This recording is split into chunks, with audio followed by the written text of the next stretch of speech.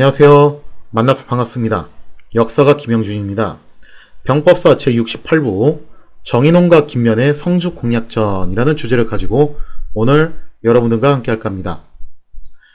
때는 1592년 8월 18일 제2차 금산전투에서 조원과 영규의 부대는 격전 끝에 모두 전몰이 됩니다. 이 중 특히 조원의 의병들이 전멸당했다는 소식이 퍼지게 되면서 옛날에 이제 고경명 때하고 좀 유사한 효과가 나오게 돼요. 그러면서 이제 이게 하나의 기폭제가 돼가지고 각지의 의병들이 더욱 분발하게 되는 그런 계기가 만들어졌다는 거죠. 그래서 이제 제2차 금산 전투에 대해서 좀 이제 얘기를 하자면은 군사 전략적으로 봤을 때는 정말 문제가 많은 전투였지만 이게 결과물이 아무것도 없었던 건 아니었다. 어쨌든 금산 본진에 있는 일본군에게 공세를 가함으로써 일본군의 호남 공략을 일단은 포기하게 만들었고, 그 다음에 또 두 번째로 여기서 이제 조원과 영규의 부대가 전몰이 되면서 여타 지역에 있는 의병들이 더 분발하게끔 하는 그런 기폭제 역할을 했다라는 점은 나름 의미 있는 결과물이라고 볼 수가 있겠죠. 그리고 이제 이 소식에 자극을 받은 경상도 지역에서는 예전에 한번 설명드린 적 있죠, 그죠? 정인홍과 김면이 성주 탈환을 위한 작전을 시작을 하게 됩니다. 정인홍은 일찍이 선인각과 함께 무계를 공략을 했지만 무계를 완전히 탈환하지는 못했어요. 선인각이 전사한 이후에 정인홍은 김면과 연합해서 다시 무계를 노리게 되죠. 그런데 이때 김면이 지뢰방면으로 진출하려는 일본군, 이게 바로 이제 고바야카의 한쪽 부대였죠. 그 부대를 막기 위해서 작전이 또다시 이제 연기가 됩니다. 자, 그러면서 이제 김면은 김해부사 서예원 이분이 이제 예전에 김해부사로 있다가 순식간에 성을 뺏기는 바람에 어떻게 보면 이제 낙동강 오리알처럼 이제 떠돌다가 김면하고 이제 같이 일을 하게 되거든요. 그러면서 이제 김해부사 서예원과 함께 협조를 해서 지뢰 방면의 일본군을 격파하는데 성공을 해요. 근데 이때 당시에 당시 이제 김면이 합천 군수였던 배설, 요 이름 유명하죠, 그죠? 이 이름을 좀 잘 기억해 두시고요. 자, 이 배설의 비협조로 인해서 일본군을 완벽하게 섬멸하지는 또 못했어요. 즉 지뢰 쪽으로 넘어오는 일본군을 저지하는 데는 성공을 했지만 완벽하게 일본군을 섬멸하지는 또 못했다는 거죠. 이렇게 이제 당시 의병들은 어떤 경우에는 관군이나 혹은 이제 지방 수령들하고 연합작전을 훌륭하게 잘 구사하는 경우도 있었지만 또 어떤 경우에는 이들의 비협조로 인해서 작전 수행에 차질을 빚는 경우도 발생을 하게 됐다는 거죠. 그래서 의병과 관군 사이에서 발생하는 그런 알력이라든가 갈등이라든가 이런 게 하여튼 전쟁 내내 일어나게 돼요. 이후에 정인홍은 새로 얻은 용사 김준민을 선봉으로 하여 무기에서 성주 구간에 보급품을 운송하는 일본군에게 막대한 피해를 입히게 됩니다. 참고로 이 김준민은 원래는 이제 거제 현령으로 원균 취하에 있었죠. 근데 거기서 이제 빠져나와가지고 새롭게 이제 정인홍 휘하로 들어가게 됐습니다. 자, 그러면서 이제 무계에서 성주 구간의 일본군의 보급품 운송을 차단하는 역할을 계속하게 됐는데, 이때 당시 일본군이 약 한 400명 정도의 규모의 병력을 동원해서 무계에서 성주 사이의 보급품을 호송을 하고 있었어요. 그리고 정인홍이 바로 그 길목에 복병을 심어두었다가 일시에 덮쳐가지고 이 보급로를 차단을 하는데 성공을 하게 됩니다. 하지만 전국시대 내전을 단련돼 있던 일본군은 처음에 이 정도 복병이 당하지 않고 침착하게 대응해서 오히려 조선군이 역으로 몰릴 뻔한 일도 있었어요. 정말 이런 거 보면 일본군이 대단하긴 해요. 이때 당시 전투 실력을 보면은. 특히나 이제 누차 강조되었다시피 의병이 전쟁에 참전한 동기부여는 참 이제 높기는 하지만 경험은 상당히 일천하고 훈련 상태나 이런 것도 좀 안 되는 경우가 많았기 때문에 이렇게 일본군이 각 잡고 제대로 치고 나오면은 어버버 해가지고 붕괴되는 경우가 왕왕 있었어요. 이럴 때 이제 중요한 게 뭐냐면은 야전 경험을 좀 어느 정도 갖고 있는 부대장이 부대가 와해되지 않게끔 휘어잡을 필요가 있는데 그 역할을 김준민이 굉장히 훌륭하게 해주게 됩니다. 정인홍이 새롭게 영입한 김준민은 침착하게 군원을 지휘하였고 앞서서 달려나오는 일본군 지휘관들을 집중 사격해서 사살을 하는데 성공을 하게 됩니다. 자, 이렇게 지휘관이 죽자 일본군은 큰 혼란에 빠졌고 사방에 숨어있던 의병들이 일시에 공격해 나오면서 결국 일본군은 보급품을 버리고 성주로 패퇴하게 되었다는 거죠. 이후에 무게는 정인홍과 김면의 2차 무게 공략으로 심대한 타격을 받아서 더 이상 보급 거점으로 유지를 하는 것이 불가능해지고 9월쯤으로 가면은 결국 이제 무게를 완벽하게 포기를 하면서 최종적으로 무게는 더 이상 이제 일본군의 보급 거점 역할을 하지 못하게 됩니다. 이상의 내용을 한번 사료를 통해서 살펴보면 이렇습니다. 밤중에 군사를 행진시켜 교원동, 안원의 옆길 6, 7군데다가 군사를 숨겨두었다. 안홍의 높은 언덕에 진치고 굽어보며 지휘하고 있었다. 이튿날 적이 무게에서 출발하여 성주로 향하고 있었다. 약 400여 명의 마소 100여 마리의 짐을 싣고 수많은 깃발을 치켜들고서 어떤 자는 금빛, 은빛의 탈을 쓰고 금빛, 은빛의 갑옷과 투구를 갖추고 어떤 자는 닭의 털로 만든 옷을 입고 있었다. 포를 발사하고 칼을 휘두르니 사람들은 모두 간담이 서늘해졌다. 라고 돼 있죠. 자, 여기서 보면은 이제 무게에서 성주로 가는 그 길목에다가 정인홍의 의병부대가 복병을 심어두고 이 보급로를 차단하는 작전을 실행을 했죠. 이때 마침 이제 일본군 보급부대 약 한 400명이 여기를 지나가게 됐는데 400명이 다 전투부대는 아닐 것이고 거기에 이제 순수한 그런 노무자 플러스 아마 호위 병력이 섞여 있었던 것 같아요. 자, 그렇게 해서 이제 보급부대가 이동을 하고 있었는데 조선군이 이제 여기서 보급로를 차단하고 전투를 걸어오자 일본군이 쉽사리 물러나질 않고 바로 이제 전투태세로 돌입을 하게 돼요. 그러면서 포를 발사하고 칼을 휘두르니라고 되어 있는데 이게 당시 일본군이 사용했던 전형적인 전술이었죠. 판금대 전투부터 지금까지 계속 나왔던 얘기잖아요. 조총으로 일제 사격한 다음에 사실 이상하게 우리나라 기록에 자꾸 칼이라고 나오는데 원래 당시 일본군 보병 아시가르들이 이제 가장 주력 무기는 장창이었어요. 그래서 아마 칼보다는 창이었을 거예요.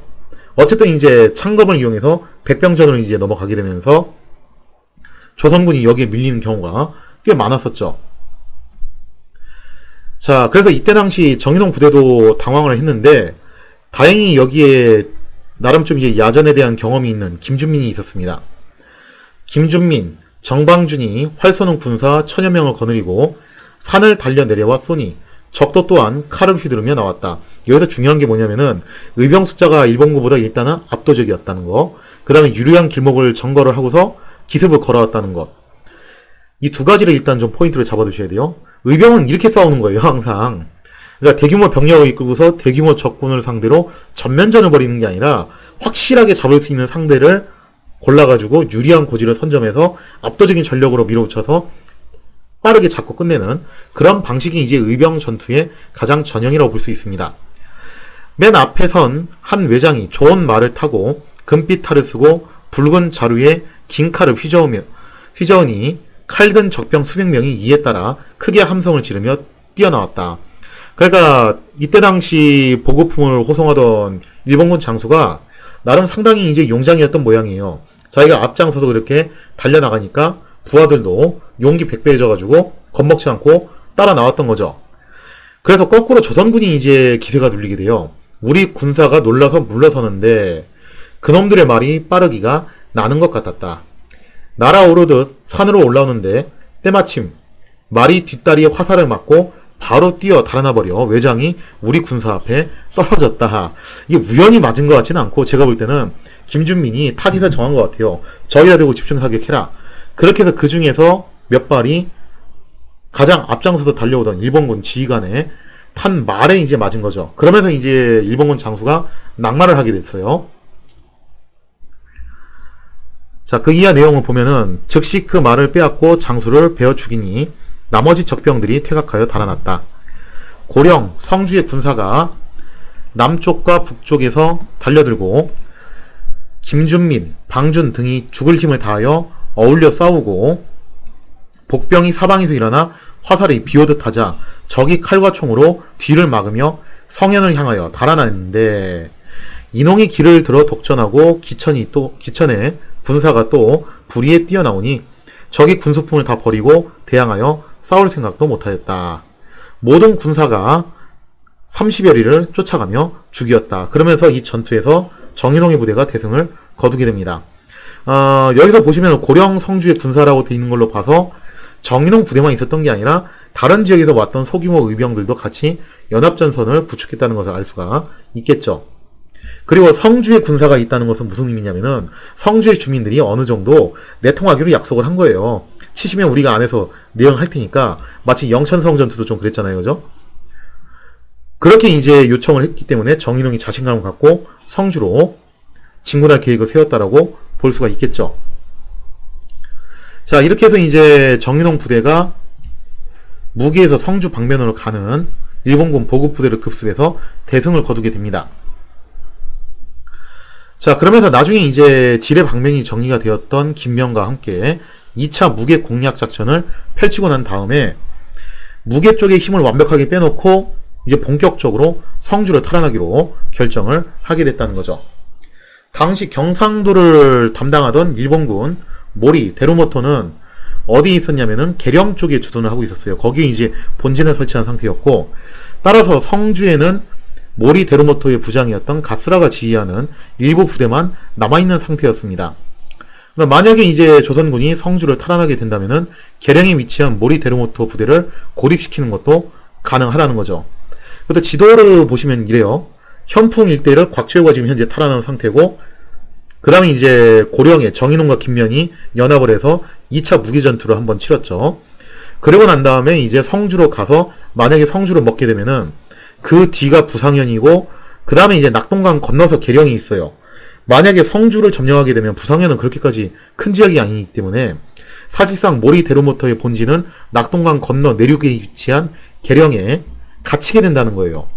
자, 그래서 이제 이런 거시적인 전략하에 정인홍과 김면이 성주 공략 작전을 시행을 하게 됩니다. 8월 21일 정인홍과 김면의 연합부대는 성주성으로 진격하여 성을 포위하게 됩니다. 연합부대의 실질적인 지휘관은 사실은 이제 김준민이었죠.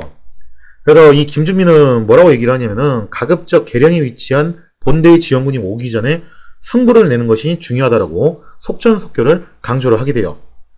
가장 이상적인 방법은 적군을 성 밖으로 유인해서 야전에서 격파하는 거죠. 왜냐하면 공성전을 넘어가면 이거 시간은 오래 걸리거든요. 그래서 가장 이상적인 것은 성 밖으로 끌어내서 거기서 잡은 다음에 들어가는 거예요. 사실 청주성이 이렇게 함락된 거잖아요. 그죠? 야전에서 격파하고 실질적인 공성전은 그렇게 많이 이루어지진 않았고.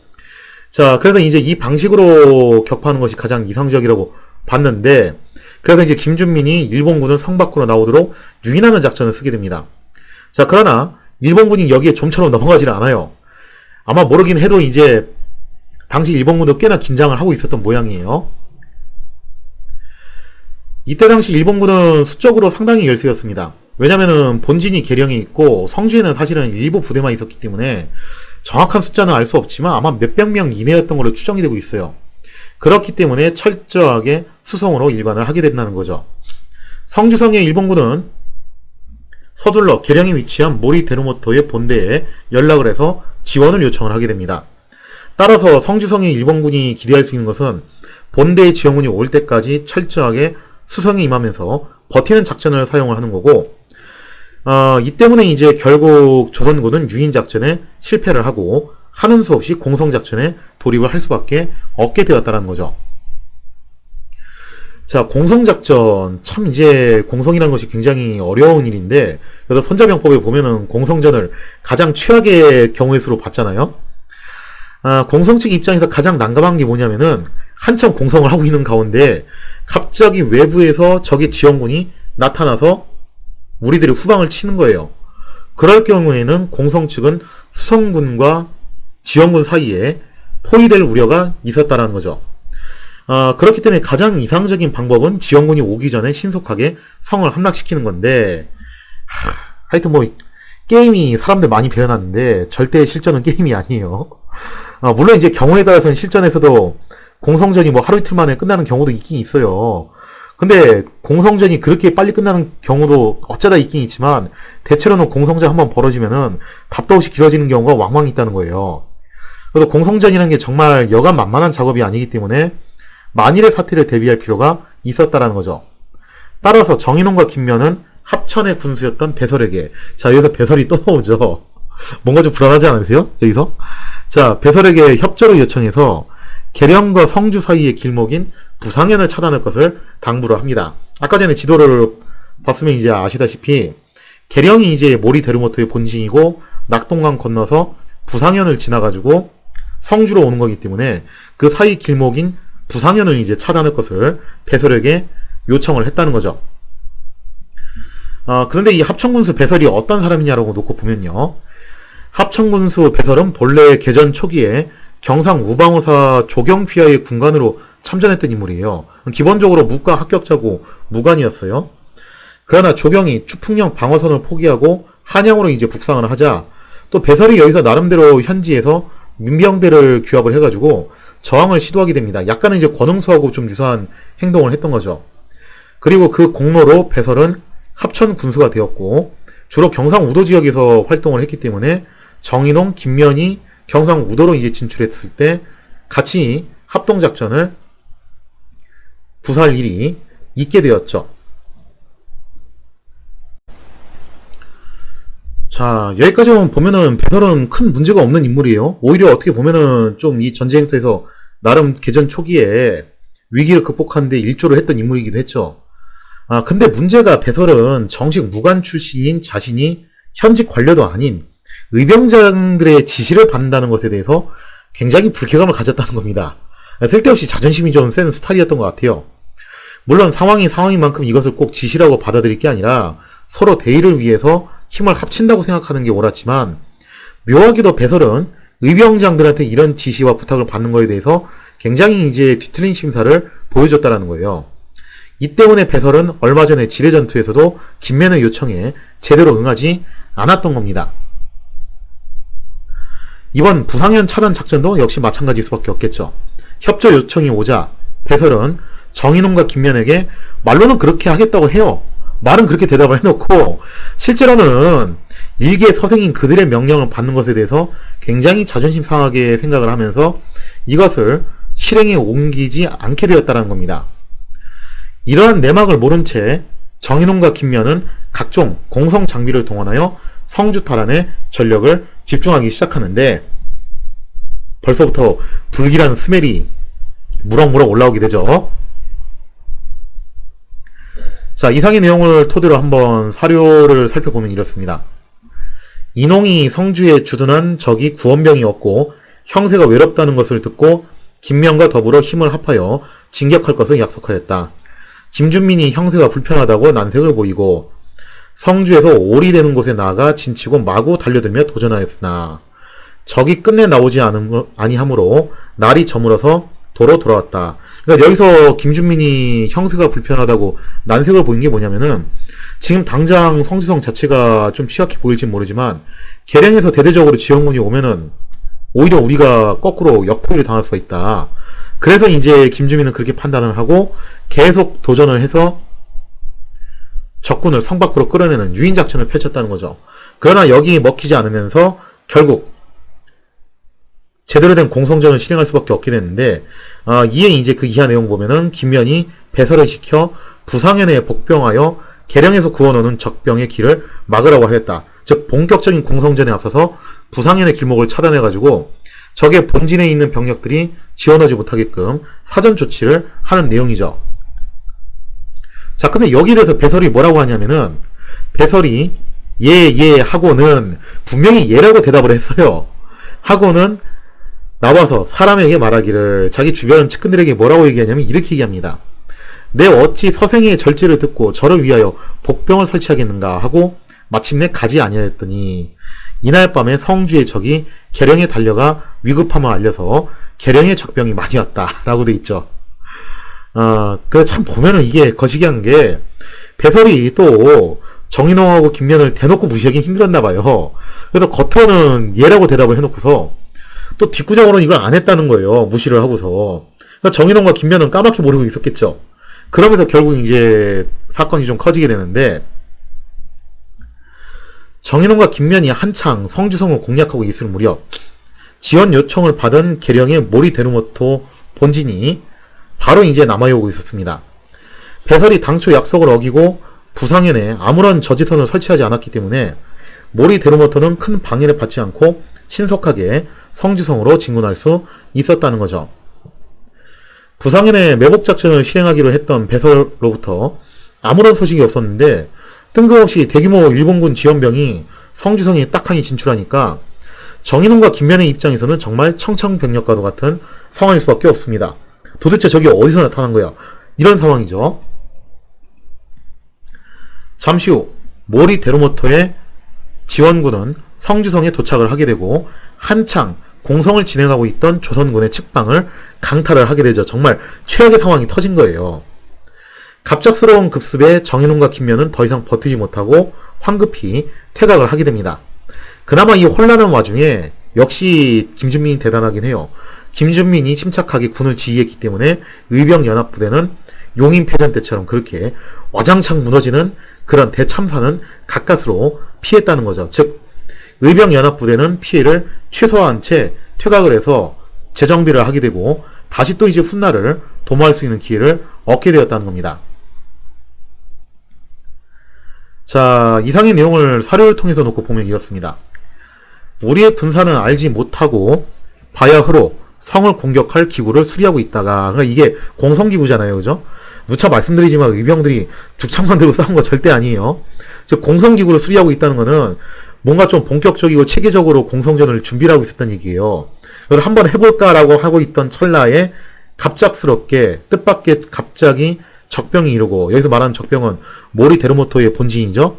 성 안에 있던 적도 여기에 맞춰서 성문을 열고 나와 양쪽에서 쳐들어오므로 김면이 급히 말에 오르니 군사는 드디어 달아나 무너졌으나 인홍이 홀로 움직이지 않고 있었다. 자, 일단 김면의 부대는 박살이 난 상황이고 이제 정인홍 부대도 위기에 빠질 수밖에 없는 상황인데, 장수와 사졸들이 붙들어 말에 태우고 나오니 준민이 그 뒤에서 한편으로 싸우며 한편으로 후퇴하였으므로, 즉 가장 최후미를 누가 맡았냐면은 가장 경험이 있는 김준민이 맡았다는 얘기예요. 그러면서 후발대를 갖다가 맡아가지고 체계적으로 퇴각을 했기 때문에, 그러니까 막 용인패전처럼 와르르 도망간 게 아니라 체계적으로 퇴각을 한 데 성공을 한 거예요. 그리고 제2차 금산전투처럼 포위당한 것도 아닌 상황이죠. 그러면서 군사가 많이 면할 수 있었으나 라고 돼 있죠. 물론 피해가 아주 없진 않았죠. 피해를 좀 입긴 입었지만 두 차례에 걸친 금산전투라든지 아니면 이제 용인전투처럼 그렇게 막대한 피해가 일어나진 않았다는 거예요. 김성일이 합천의 군관을 잡아다가 품위하지 아니하고 거사한 것을 꾸짖고 장형에 처했다라고 돼 있죠. 자, 이렇게 해서 정인홍과 김면의 성주 공략전이 실패로 돌아가자 나중에 초유사 김성일이 관련돼서 이제 자초 지정을 들은 거예요. 자기가 생각해도 황당하잖아요. 그죠? 이거는 분명히 배설이 태업을 한 건데, 근데 이게 또 배설을 갖다 직접적으로 처벌하기가 좀 그러니까 결국 어떻게 했냐면은 일단 그 휘하 있는 군관을 대신 불러다가 장형에 처한 걸로 일단 사건을 일단락 짓게 됩니다. 자, 뭐 또 다른 사료의 내용을 보면 이렇게 써 있어요. 성주의 외적을 공격하여 양군이 합세에 포위하였다. 외적이 계령으로부터 나와서 지원하자 배설을 시켜 그 길을 차단하게 하였으나 배설이 가지 않았다. 아예 안 갔어요. 그러므로 여러 군사들이 외적의 구원병을 보자 크게 무너졌다. 김면이 마침내 거창으로 돌아왔다가 지뢰로 옮겨가서 진을 치고 복병을 나누어 보내 금산의 외적을 저지하며 거창으로 충돌에 들어오지 못하게 하였다. 그러니까 이건 또 뭐냐면은 한번 일단 막기는 막았는데 지뢰에서 고발카 부대가 2차 금산 전투를 끝내고 난 다음에 철군을 해요. 철군을 한데 아직 일부 부대가 좀 남아 있으면서 혹시 지뢰 방면으로 또 넘어갈 수 있지 않을까라고 간을 보고 있는 상황이었어요. 그래서 이때 김면이 돌아와서 다시 이제 거창을 방비를 하는 모습이죠. 이걸 통해서 알 수 있는 게, 만약에 김주민이 아니었으면 정인홍과 김면의 부대가 정말 괴멸적인 타격을 입었을지도 모르고 어쩌면 고경명이나 조원처럼 이들이 전사했을지도 몰라요. 그렇게 되면 정말 치명적인 타격이 뭐냐면은 거창 방면이 뚫리게 되면은 호남 진출을 이제 포기했던 고바야카 부대가 거창 방면으로 돌아서 남원으로 들어가는 그런 루트를 찾았을지도 모르는 일이라는 거죠. 그래서 이게 배설 때문에 이런 대참사가 일어났고, 김준민 덕에 가까스로 대참사는 막은, 어떻게 보면 나름 이제 선방을 하는 사건으로 이렇게 일단락이 되게 됩니다. 자, 아무튼 배설의 어처구니 없는 태업으로 인해 성주성을 탈환하겠다는 야심찬 계획은 실패로 돌아가게 돼요. 그리고 소식을 접한 초유사 김성일은 격분했지만 차마 합청 군수인 배설을 직접 처벌하지는 못하고 그 휘하의 부장 한 명을 장행에 처하는 것으로 사건은 마무리 짓게 되죠. 그리고 배설 2부는 나중에도 또 사고를 한 번 더 치게 돼요. 그 얘기는 좀 먼 훗날 다시 다루도록 하고요. 이후 정인홍과 김면은 각기 근거지로 돌아가서 다음 기회를 기약하며 당분간 해당 지역들을 수비하는 데 치중을 하게 됩니다. 자, 이렇게 되면서 육지에서의 전투는 요 정도 선까지 이제 진행이 되는데 대략 이제 9월로 넘어가는 시점이 돼요. 8월달도 이렇게 해서 서서히 이제 끝나가게 되고 9월로 넘어가는 시점이 오게 되는데 여기서 이순신이 다시 한번 움직이게 됩니다. 이순신이 이제 제가 뭐 남해의 제해권을 장악했다고 하지만 정확하게는 거제도까지예요. 거기까지 이제 제해권을 장악한 건데 이제 좀 더 공세적으로 나가서 거제도를 넘어서 부산까지 이제 진출을 하게 됩니다. 과연 이순신의 부산 공략전은 성공할 수 있을 것인가? 거기에 대한 이야기는 다음 시간에 이어서 계속하도록 하겠습니다.